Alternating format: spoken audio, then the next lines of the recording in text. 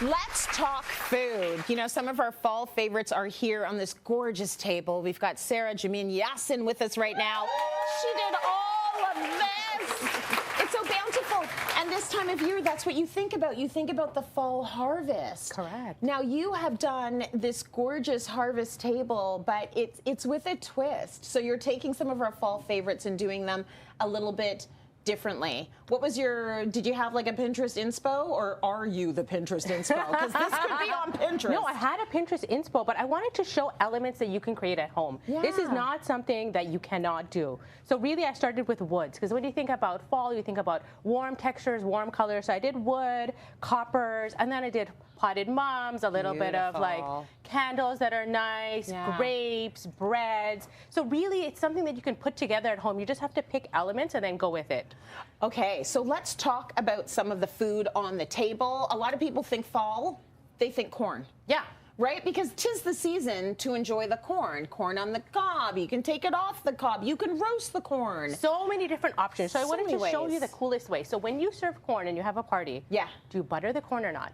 I give the butter separately, and then everybody has the option of going as crazy as they want with the butter. So everybody's there with a knife buttering their corn. Okay, so I wanted to show you the best hack. Okay. So here I have hot water, and I have melted butter. So just like how oil doesn't mix with hot water, neither does butter. Okay. So we're going to be putting our melted butter in our hot water. So it's going to rise to the top.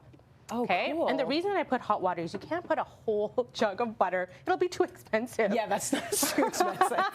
So save your money. So with the hot water, it also warms your corn. So your guests can stick this on a skewer, and then dunk the corn in, and then on the way up, it's coated in butter. Oh yeah! Ooh.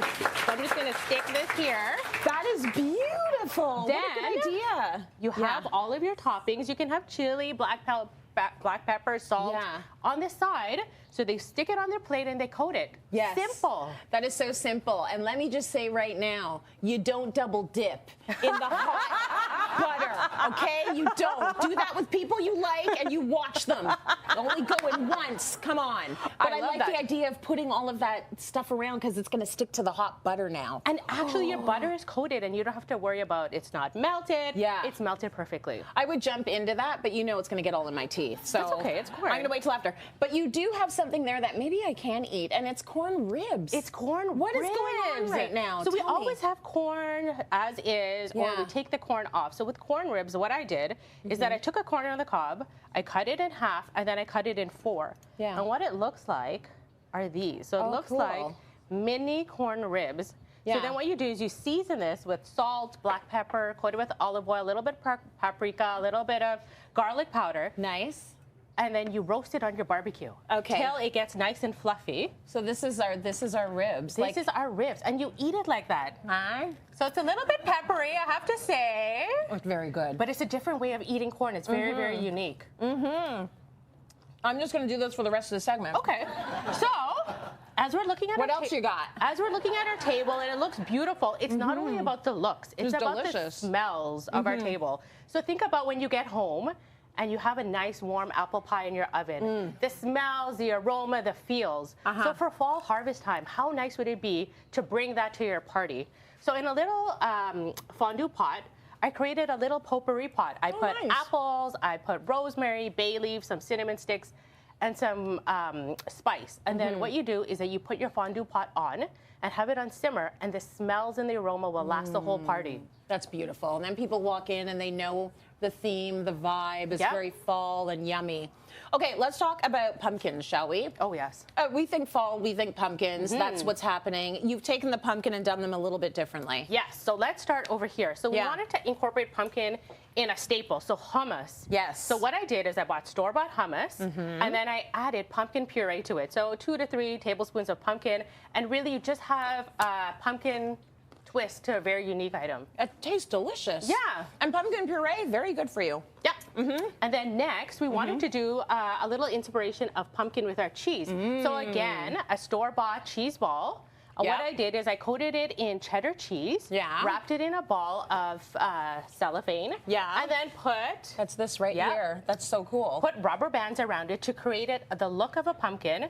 and then I put a piece of green pepper on top, and it just looks like a pumpkin cheese ball. That is so cute. A pumpkin cheese ball. That's lovely.